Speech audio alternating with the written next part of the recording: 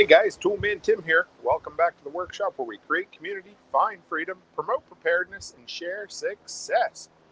Back with another episode of the workshop podcast live on the beach. I hope you can hear me okay. We did some sound tests to make sure it works, but I figured I would come back, visit up with you, and see how everybody's doing. I thought we would do yet another random ramblings of a Canadian traveling in the US. So, anyway, how has everybody been?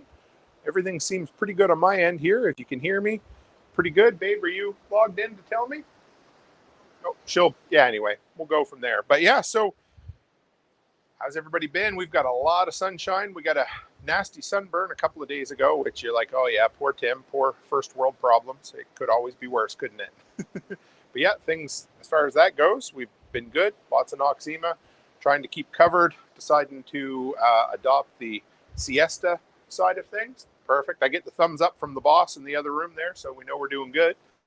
But yeah, we've been going around, checking everything out in the morning, enjoying our mornings, and then coming back and having an afternoon nap because we're lazy old people and we enjoy it. But anyway, so I figured I'd share with you guys some more thoughts from around the world. We've been having a lot of fun. These will be a little more funny ones. You know, some are serious, but I've enjoyed it. So the other day, everybody says nostalgia sells now, and at our age, we're always thinking back about places we used to go to and used to enjoy.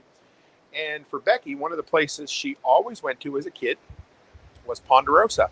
Loved going to the Ponderosa Steakhouse. And we decided we'd look it up, and apparently there's only like 30 of them left in the entire country, which was fine. We found one when we were in Orlando. We went and we had supper there.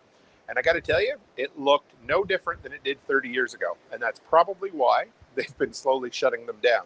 We enjoyed it. Chris Dixon says he loves hearing kids say at our age. I guess at our age, it's always relative, isn't it, man? I appreciate that.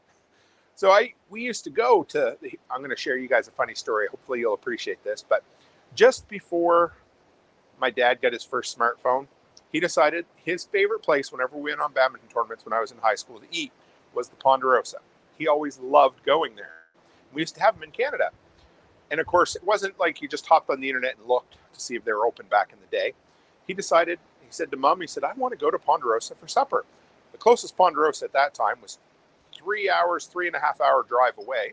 So he decided to hop in the car, him and Mom, for his birthday and drive all the way to Truro. And when he got there, he discovered they'd gone out of business. The poor dad drove 3.5 hours for his birthday.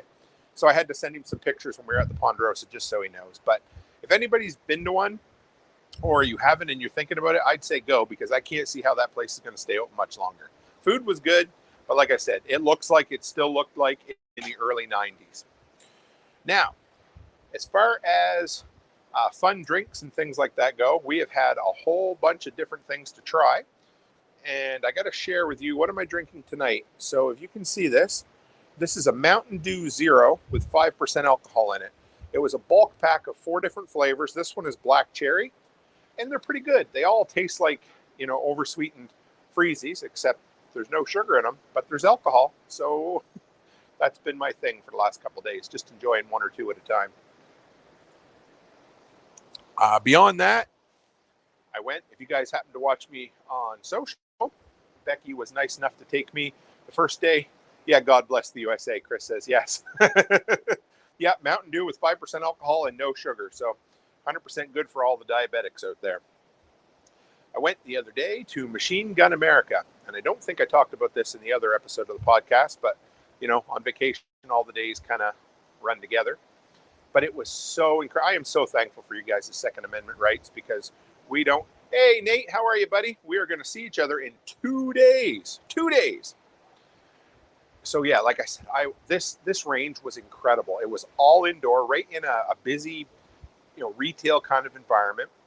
And I talked to the guy, the range master there, and you go inside and they have these machine guns that you shoot.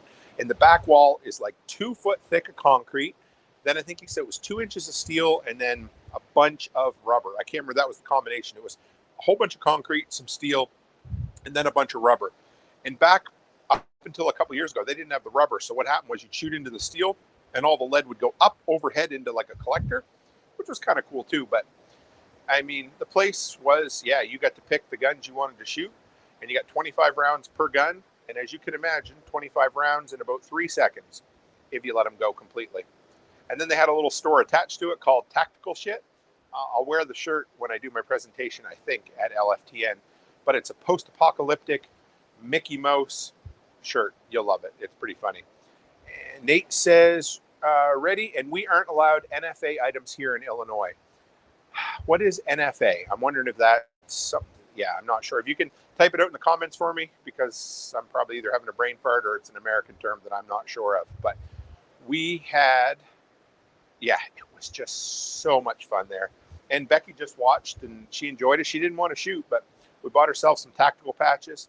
I got some really funny ones. I don't have them with me now. I have to dig them out after. But we're basically trying to make sure that we don't buy too much. We can't take it all back with us. I guess we'll ship it if we have to. But I kind of have an issue. We went back to, I told you guys I went to Harbor Freight the other day, and that was cool. We decided to go back again. And of course, I wasn't going to buy any tools, but Becky talked me into buying tools. So that was important because she always wants me to buy extra tools so I have content for my channel. But I think I've bought about 5 oddball Bauer cordless tools from there now. Oh, machine guns, short-barreled rifles, and suppressors. Yeah, that makes sense, sure. Because Illinois is fairly similar to Canada in some ways. Yeah, suppressors are an absolute no-go in Canada. We've tried, I shouldn't say we, but I say it like it was something I had to do with, but some Canadian activists have really tried up here under the, or up here, I'm not up there right now, but under the guise of hearing protection, which is absolutely important in my mind, but there's just no way to get suppressors legalized, even for restricted use, because it would be great for indoor. Oh, here, Becky brought me over one. I got to show this one off here. So we're going to test this guy out. I've been looking for, sorry about the hitting the microphone there. I've been looking for a cordless vacuum for a while. So this is the Bauer. It has like a 3-foot extension on it. I'm kind of excited to try it out. There's the different fittings that come with it. I basically got to take them out of the box, throw the box away, and bring the tools back with me. So I'll shoot some B-roll footage before I do that and bring them back. But I was going to post, I'll wait till I get home to post it, but I've picked up a cordless shotgun, or the cordless handheld vacuum, the glue gun, a small inflator, and a flashlight. And Nate says NFA is the National Firearms Act regulating those items. We still have concealed carry and standard capacity mags. Fair enough. Yes. Well, we're basically limited to any handguns up here are limited to 10 rounds, and any rifle basically is limited to 5. Now you can have a high capacity magazine, but it has to be pinned so that you can't exceed those 5 rounds. It's absolutely the most foolish thing I've ever seen. And I can own a 9mm handgun, restricted, with a 10-round magazine, but my 9mm carbine can only have 5 rounds. I don't know. If I could understand firearms regulations, I don't know. It wouldn't do us any good anyway. But I'm sorry you struggle with that too, Nate, because there's nothing worse than the government telling us what we can and can't do. But there's not much we can do about it, is there? Other than maybe move to more free states, which would be really good. And for anybody who's interested, I just got a notification that it's Preppers Live on PBN. So when we finish up here, if anybody wants to catch out some really cool content, looks like they're going to have Rick Austin on there tonight. James is. Rick Austin from Prepper Camp. He's going to be on talking, so you can check them out. Yes, Chris Dixon, Canadian laws do make me grit my teeth as well. We're going to bring back a couple of bottles of Tennessee bourbon, but we have to be very careful that we don't over-purchase the amount of alcohol, because then we have to pay not huge, but we have to pay extra taxes and extra duty fees when we come back across. And I'm not sure if anybody knows out there how the duty-free stuff works, but I think if you buy it at the duty-free shop, we're pretty sure you can bring extra back with you, but we're going to find out. It's all fun and games until we get some bourbon confiscated or something. But yeah, so here's another thought, random thoughts from Canadians. So, of course, our American friends are very patriotic. And one thing we've noticed, especially, we just come out of the weekend, and if you're going to come to Daytona, come during the week. But the beach was absolutely full of people here. And we noticed people had flags, and we thought, well, that's rather patriotic of them. Couldn't really figure out why. I mean, yeah, I get it. You're American, or you hate Joe Biden or whatever. Well, it turns out that a lot of people on these big, busy beaches put flags up so that when their family's down in the water and they look back up, they can figure out where they need to come to so they don't get lost in the crowds. Didn't know that. Had to Google it to figure it out or to find out. But yes, also it's a way to show your political beliefs or things that you stick with.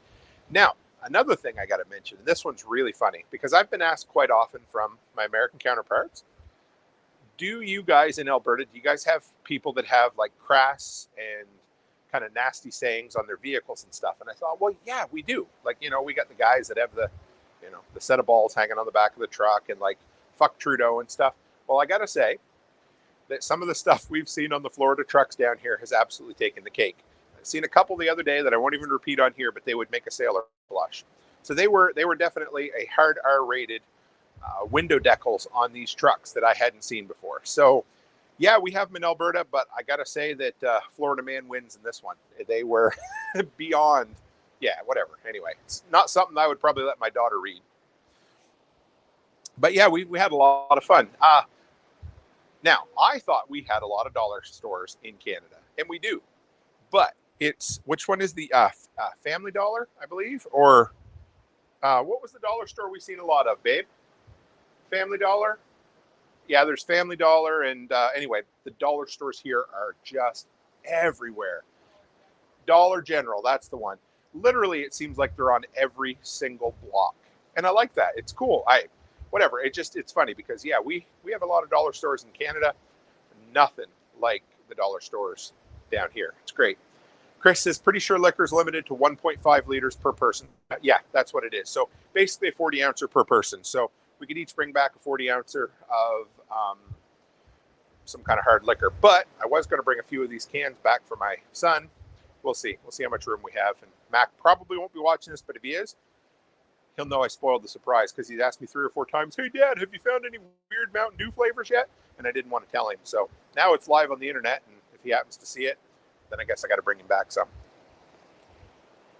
So I wanted to tell you guys, I don't think I told you this little prepping story that I ran into the other day. But when we were in Calgary, the day before we had to fly out, we had to have a ride back. Yes, absolutely. Yeah, no, we're spending the night in Calgary and then driving back the next day. But the first day we were in Calgary, we stayed the night there. We had a lot of fun. Where did we? So we had to go get a COVID test, right?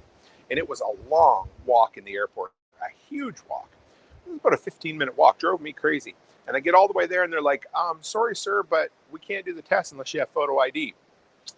Pat in my pockets, left my wallet in the truck with all my photo ID. And I'm about to turn around and run back thinking, it's going to be a half-hour round trip to get out to the car and back. And Becky's like, your phone. So, of course, like I said, like I recommend everybody else to do, have a backup of all your important documents in an encrypted file folder on your Google Drive. So within a couple of minutes, you're like, oh, sure, yeah, photo will do. I brought up a photo of my passport, brought up a photo of my driver's license, and I was good to go, which was a huge help. However, it's been 2.5 years since I updated that file, and my passport photo had been expired, which was fine. They didn't care. And it's not like I could get into the country with a copy of my passport, but it was yet another small thing that saved my ass simply because I was a little bit prepared. Now, I panicked. Thank God I had Becky with me, and she's like, hey, just pull up your file. And they're like, yeah, we'll take it. No problem at all. So that was really, I really enjoyed that. That was really cool. Beyond that, oh, this is a good one, guys. So this, for all you salespeople out there, if your conversation with a customer starts off with, my first few words are, this is not about a timeshare, I can guarantee you that whatever's going to come out of your mouth next is about a timeshare. And if that's how you're starting your sales pitch, you need to get a better sales pitch. We were in Orlando the other day. We stopped into this place that said they had cheap tickets for Disney and a few other places. So we stopped in. I thought, this place had kind of scammy written all over it, but I like going there. Oh, Becky says she has my balls in her purse. What an asshole. I love her. Yeah. Oh, right. Yes. I kept my ID with her, and yeah, anyway, that's how it goes. But yeah, so we went to this place, this old town in Orlando. We went in, And the guy, I'm like, well, we'd like some information on your discounted tickets. He's like, well, have a seat. I want to talk to you. I'm like, nah, I'm comfortable. Because the first thing you don't want to do with these type of people is sit down. If they get you locked in, you're in trouble. So I didn't sit down. I stood there, and I stood there with one foot facing the door. And the guy starts talking. He's like, well, I just want to let you know this isn't a timeshare. And I'm like, God damn it, it's a timeshare. So the guy starts talking. He's like, no, it's not a timeshare. We'll pay you $110 to be in a commercial. It's about, we give you an hour tour of the place.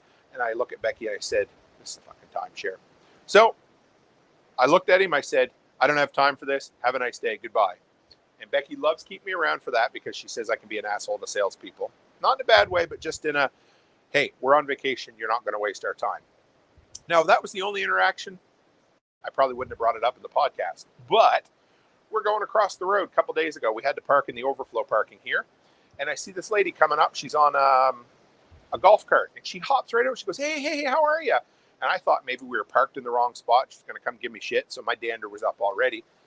First words out of her mouth were, this isn't a timeshare, but I'd like to chat with you. And I said, listen, lady, have a nice day. And we headed the other way. And I thought, like, there's got to be, I mean, if you want, all I can say is you've never traveled before and you're wondering about going to one of these timeshare presentations to get something free, it ain't worth it. I don't care what they offer to give you. It ain't worth it. We got roped into it the very first time we went to Las Vegas, and we thought, hey, this will be fun. We were going into the, I don't remember which hotel it was. We went in there, and they're like, hey, do you want to go on a timeshare? And I'm like, well, they said, we'll give you, I don't know what it was. It was like $100 gift certificate, free buffet, and we'll give you like, yeah, Becky, yeah. It's because Becky's too nice, and I love her, and I don't like to give her grief, but she is. She always sits there and listens to these people's sales pitches. We go to New York City, the Hare Krishnas jump right on her and try to put a bracelet on her wrist, and we go to Mexico, and as soon as we get her to the taxi, there's some lady on the corner trying to sell her stuff, and I'm like, I'm like, honey, you got to be an asshole. Just keep walking. Don't make eye contact. Don't make body language in their general direction. Don't even sneeze toward them. Just keep walking. So yeah, anyway, we got stuck in this timeshare years ago, and it was miserable. It was almost like a soft kidnapping. They give us a call. They're like, okay, we're going to take you off to show you this property. We're going to give you a tour. We're going to give you some snacks. Then you got to sit down, listen to a presentation. And basically, they held us hostage for like an hour and a half, and you couldn't get your free gift until the very end. And then you had to sit down and have a one-on-one presentation with a salesperson. And I was trying to be as polite as I could because I'm like, you know what? I know you do this as a living, but it don't matter how much you talk to me. We ain't taking part in this timeshare, so just get it over with. And then they send you back to a hotel and they make you wait there for like a half an hour before. Oh, it was awful. So don't ever get roped into a timeshare, guys, if you can help it, because they are just, yeah, they got to be one of the sleaziest, slimiest kind of transactions you can ever be a part of. And they're not upfront with you at all about it. So yes, if you're looking to travel for the first time, don't ever take a timeshare. I'm telling you. Charlie Cole, we had a 3-day stay in Orlando for a 4-hour time presentation. They made us feel so guilty. Then they wanted to sell us another presentation. Yes, that's exactly it. We got, I think, again, they give us like a 3-night stay in Vegas, which you couldn't use for the time you were there. It had to be used down the road. But it was one of those 3-night stays that you had to buy one night to begin with, and it had to be at one of their specific resorts. It's and nice to have you, Charlie. I don't think I've seen you in here before, so it's very nice to have you. But they're miserable. Don't ever do it, guys. I'm sure some of those people work hard and that's their living, but like I said, it doesn't mean that I got to sit there and listen to them, because if once you get on that bus to go somewhere, because their first thing is they always want to take you away from the situation, and they know they see you and they're like, oh, they're fresh off the boat, they're new travelers here, so they're going to be uncomfortable and nervous to begin with. And if we can get them away from where they know, and then we can push the hard sales tactics on you, and then they want to push you into a small room and chat with you some more, all while dangling a carrot on a stick at the very end. Don't do it. Just awful. And I almost got really, really nasty with them because, but anyway, that was a few years ago. I've lived, I've learned. and I keep Becky away from them for the most part. We went to Dollar Tree. So here's another cool little, years ago, there was a guy I watched on YouTube. I believe his channel was called The Wolf Pit, and I'd forgotten all about it. Real cool guy. And he's an infirmed individual who was in a wheelchair, just a great personality. And his channel was to try the oddest foods that you'd ever find at dollar stores. So we went into a Dollar Tree the other day, and I've told you guys before, our stores were $1.25 at Dollar Tree. Now your guys's are, and ours have gone up to like $1.50 or whatever. But I thought it was kind of funny. Dollar Tree down here has a frozen food section. There's nothing like that in Canada, because I don't think there's literally a food product they could buy for under $1.25 down there or up in Canada. So that was one of them small differences. It's always fun when you see the different things at different stores and different places. And yeah, I mean, did we try any of the food? No, because pretty much every time this guy would talk about the frozen food that he could get at the dollar stores, it was disgusting, unhealthy, and made from, I forget, it was some sort of 3-letter kind of acronym for like laminated proteins. It was basically a soy byproduct. But yeah, not healthy, but it kind of stuck out to me and thought it was kind of cool. Oh, yeah. So if any of you guys have ever been to Vegas before, you go into every single casino there, and every one of them has their own scent. We stayed at the Flamingo, and every time I smell whatever that air freshener perfume is, it always takes you right back to there. And so it's like they're patented, they're registered scent. It's kind of cool. Now, I got to tell you, if Florida had a registered scent, it would be marijuana. Now, I live in the land of the weed. We've got it everywhere in Canada. Of course, it's legal there, and I have never in my life smelled as much marijuana as I have smelled in Florida. It is everywhere. So when you show up, apparently, I mean, at least, okay, I'm judging all of Florida based on my interactions up and down kind of the Daytona, Orlando area, but everywhere we've gone has been where it's been that way. We went to Orlando a couple days ago. We went to this place called Icon Park. It's a 400-foot high Ferris wheel. And I got reading, if you guys remember that story, a couple of 3 weeks ago, where that young boy fell out of a ride and plummeted to his early demise. Well, that was at that park. So I thought that was rather interesting. I didn't know till I started reading up on it. And yeah, everything's up and running again. I don't know the whole story behind it, and it was a tragedy, but yeah. It's still a nice park if you're ever interested in going there. We looked for some things. I don't think I shared this last time either, but when we went to Orlando, we looked to go to places that weren't frequented by all the tourists, because it was miserable. We went by all of the Universal and Disney off-ramps, and there was like a 15-minute wait on the highway just to get down those off-ramps. So we found a place called Old Town, which was great. It was like an old-fashioned little town. We went early, and we found a place called Icon Park, and that was really cool too. So yeah, there's always, we found some good tips, and you guys probably know this kind of stuff, but if you're looking to travel places like tourist destinations, like here at Daytona, we found during the week is way better. So if you can travel on the weekend and vacation during the week, you're way ahead of the rest of the game, because you just we couldn't get parking here for the 2 days of the weekend. During the week, wide open.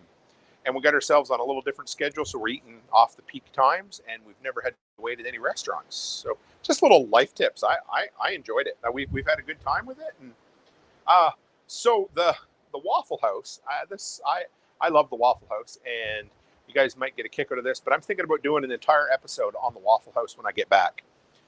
I'm not going to go into deep detail, but if you're ever interested and you want to go down a bit of a rabbit hole, look up FEMA's connection with the Waffle House. And I'm not this isn't some kind of weird conspiracy thing or anything, because that really sounds like the starting of an Alex Jones episode. But apparently there's the Waffle House principle or something, and the connections with the Waffle House and how they use the Waffle House to distribute food and meals and stuff. So it's really cool, but I don't want to give away the thunder here, but it's a pretty interesting thing. Anyway, so I had this thought. You know how they say that you can't have all three. So if you want to buy a product, you can't have it good, cheap, and fast. You can have two of the three. You can have good and cheap, or you can have cheap and fast, or you can have good and fast, those type of things. Well, I got to say that the closest I've come to experiencing all three at a restaurant was probably the Waffle House. The food is cheap, the food is fast, and it's pretty damn good. And I got thinking about how they make that work, and I believe it's through scale. And of course, if you had to pick out of the three, they're probably at the lowest down the ladder on the quality, the good side of things. But the food's still really good. So I would say they're one of the few places that is making good, cheap, and fast a reality and being successful at it. Like I said, the quality wouldn't be, like high-end gourmet food, but I enjoyed it. Yeah, so if you guys are interested, look into their emergency response and how the government looks at Waffle House to see if they close, and if they haven't closed, how they know that things aren't that serious in the area. It was pretty good. What else we got on the go? So tomorrow I'm doing a live stream with Nicole and John Willis from SOE Tactical. I will share the link on social for you guys so that you have. Oh, yeah. Yes, right. So if you're ever in the Daytona area, guys, this is crazy. Becky just reminded me of this. We went to the coolest restaurant last night called Don Pepper's. And it is an authentic Mexican restaurant where a nice little gentleman comes to your table and makes fresh guacamole right at your table while you wait. And I've never had guacamole that I liked before, and I ate the crap out of that. It was so good. And he puts the lime right in it. It was huge. I can't imagine the waste they go through because they made like 2 full vegetables full of guacamole. It was great. Yeah, we had a great time. The food was awesome. If you're ever down this way, we had a really good feed. And I got some really encouraging news from a community member today. I won't shout them out, but I just got to say, if any of you guys are out there, and I'm going to be talking out of both sides of my mouth right now, but if you're out there thinking about starting keto or doing keto, I say do it. You guys know I've been off the keto wagon while we've been down here, so I'm not much of an example. But this guy that messaged me today, he's kicking ass and taking names, and it's working. So I'm proud of you. Just want to let that person know. And if anybody else is thinking about doing it, do it. And I will be willing to do it with you when we get back to north side, not stateside, right? Charlie Cole says, oh, yeah, I live on the Gulf Coast. You know a hurricane was bad when the Waffle House closes. Yes, exactly. I had a really good conversation, and again, with one of the workers there. He's worked down here for quite a while, and he was the only worker that was working during a hurricane. And it was a really neat, he had a really interesting experience. And I love it down here. We've had a good time, but we are starting to get to the end where we're like, you know what? I mean, I say the end. We got another week till we fly home, but change is as good as a rest. And tomorrow's our last full day in Florida, and then we're going to spend Wednesday driving cross country again. We got about 1,000 kilometer. Would that be 600? I think it's about 650-mile journey back to Nashville or close to it, and then I'm going to finally get to meet some of our. I always joke about our imaginary internet friends, but yeah, it's pretty good. Yeah, he said, so Becky just reminded me here, she said, when Waffle House closes, get her to Dodge, were his exact words. And yeah, he said they have like bulletproof glass, storm-rated windows. They're really big into having backup power and extra ice and food on hand. And yeah, basically that's the idea. FEMA looks at it and they're like, okay, if Waffle House is going to close, then we know we're all in trouble and you get the hell out of Dodge. And Charlie, you said you live on the Gulf Coast. I thought something was pretty cool here that I've noticed. As you drive around, you will see emergency evacuation route signs.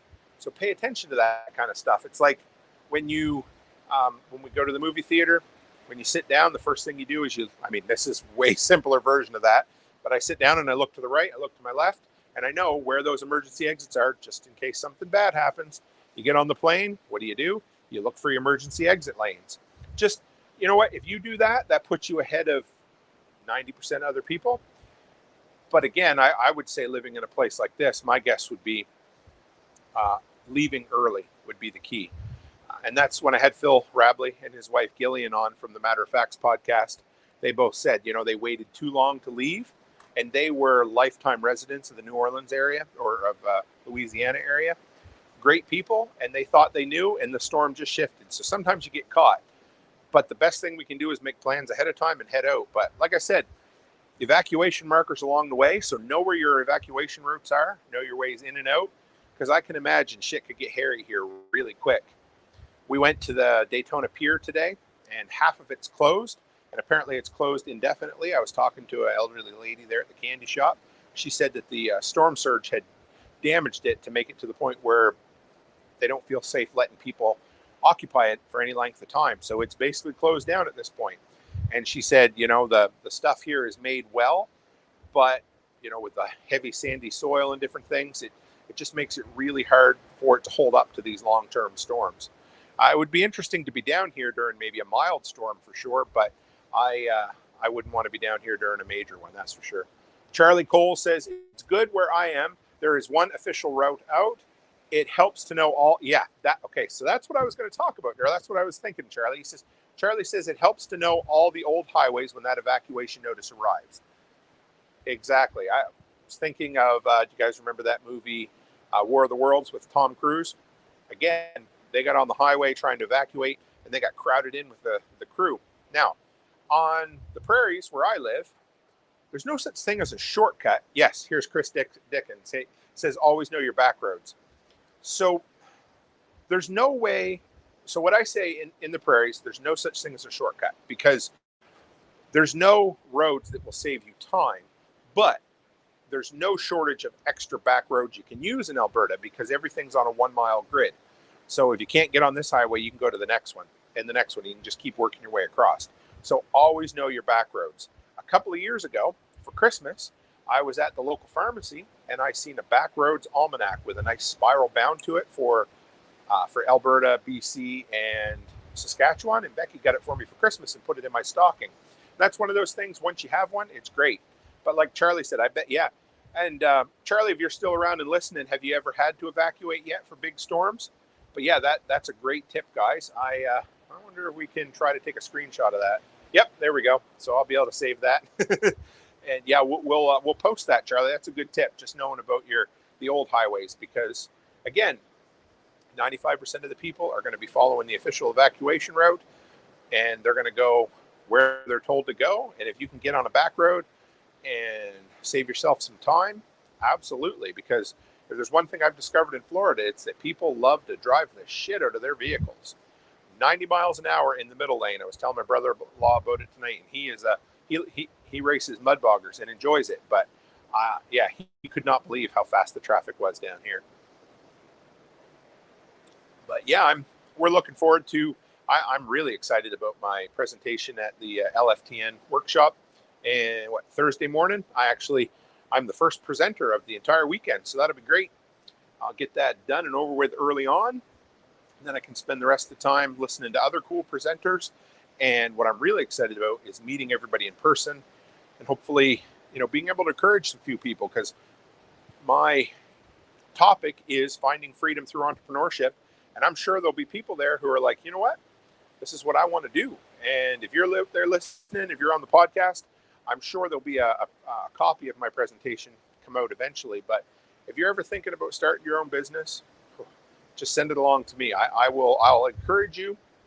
There is nothing better in this world than the freedom that comes along with starting your own business. And I've done probably a couple dozen shows on it over the years so far, and I'll do more, because there is nothing that fits into the preparedness lifestyle better than having your own business and your own freedom that comes along with that. And one other cool thing, I got a notification yesterday or the day before that we just put up the 500th piece of content on the workshop YouTube channel. So in just over 2 years, I've done over 500 total videos, live streams, and podcasts. And I'm pretty proud of that. That's like 250 a year. That's definitely 5 per week easily. And I appreciate you guys listening. Absolutely. Charlie says, not yet. Hurricane Sally was the last big one. By the time it made it to major strength, it was too late to get out. The island shut down and evacuated, but the larger areas were sitting ducks. And you're still there, and hopefully everything has been safe and healthy for you. And there's only so much a person can do, but we're getting awfully close to hurricane season, aren't we? Now that I live in Alberta, I don't always think about it as much. I was kind of hoping to get Phil and his wife on a little closer to hurricane season, but maybe we'll do a replay of it, or maybe I'll get him back on, or maybe if there's other people out in the workshop community who are used to prepping for hurricanes, maybe we could do a roundtable discussion on it or something. I would love that because, even where I grew up on the East Coast on the Atlantic Ocean, in my entire lifetime, I think I only saw 2 actual rated hurricanes make landfall. By the time they got to Nova Scotia, they were usually either tropical storms or post-tropical storm depressions, that kind of stuff. So, did we have bad winds? Sure, we had bad winds, but we didn't get the full-on hurricanes like you guys do down here on the Gulf Coast quite as often. And so it made us, we had to prepare, but not like you guys do. So it would sure be, I would love to do maybe an episode or 2 or maybe a series in the preparedness end of things on exactly how to prepare for these storms, because they'll be coming again, I'm sure. And I can, every so often I look over here, I can see a few stars coming out. It's been good. Today was the first day on the water that we actually saw any sailboats. I got to tell you a couple other things. We've watched a lot of people fish off the beach since we've been here with zero luck. Haven't seen a soul pull a fish in. And I've seen probably a half dozen guys with their metal detectors. And the first time I seen it, I thought, oh, this is pretty cool. They're going to get something.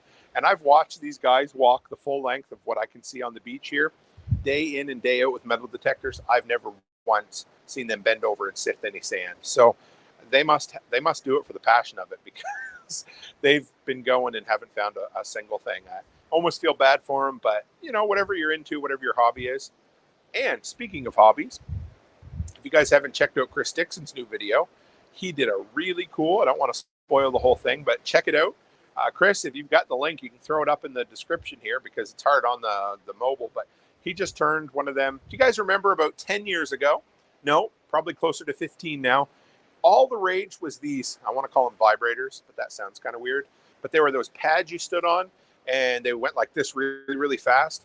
And apparently they would cause you to lose weight and make you healthy. I don't know. I never knew anybody who succeeded with them. But they were so popular that we had places in my hometown where you'd actually pay like a monthly fee to go and stand on them damn machines. Anyway, of course, as soon as the fad wore out, they just sat and collected dust forever.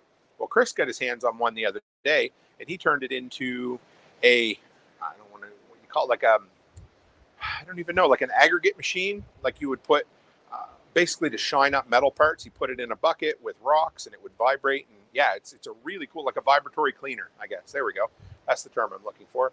So if you guys are looking for some interesting projects, Chris has always got some cool things on the go there, and used an old solar controller and a bunch of other things. So yeah, check that out. And when I get back north side, we'll start into some new video content. We'll get back to the regular interviews, which will be great.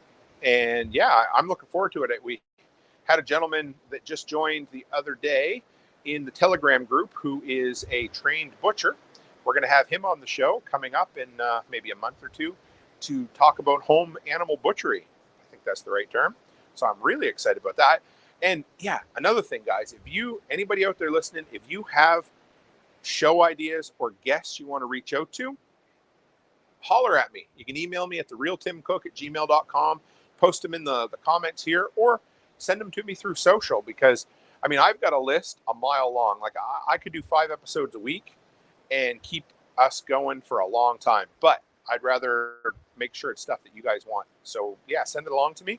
And a quick follow-up, Angry American, his wife messaged me back on Facebook looking for some episodes of my podcast so they could listen to it to make sure that they're a fit. So I'm really, really hopeful that we will end up getting him on the show. We'll just keep pushing. I love reaching out to these guys. And, if you don't swing for the fences, you're never going to get a home run. But I just love interviewing interesting people on interesting topics about interesting things, because everybody has a story, and it's always a lot of fun. Well, guys, we've been 40 minutes, and I got another live stream tomorrow, and I'm going to continue to polish up my presentation, because I want it to be the best damn presentation it can be for everybody who's going to be there, who pays their hard-earned money and is willing to come down and listen to little old me speak, along with a whole bunch of much greater people than I am, which I'm excited about. And if you're out there and you're going to be at LFTN, come by and say hello, because I will be there. I'll have stickers too. If anybody wants stickers, let me know. I'll have them. I know Nate and Aaron will be there for sure. Can't wait to see them. And yeah, guys. Chris says, driving right now. Appreciate the shout out. Well, I will try to share his video on social one of these days, guys, if I remember. I hope I don't forget, Chris, and if I do, send it to me and I'll resend it for you. Anyway, guys, thanks for dropping in. We may have one more. I don't know. We'll see. I would love to do something live at LFTN. I will chat with some of my fellow content creators and see if we can do maybe a roundtable. No promises, but there will be tomorrow's live stream with John and Nicole. And we've got 2 more pre-recorded episodes coming out on Wednesday and Sunday next week as well. And guys, thank you. My listenership has actually gone up these 2 weeks while I've been gone so far. And it's thanks to you guys. So thank you. And guys, as always, stay happy, stay healthy, and have a great week.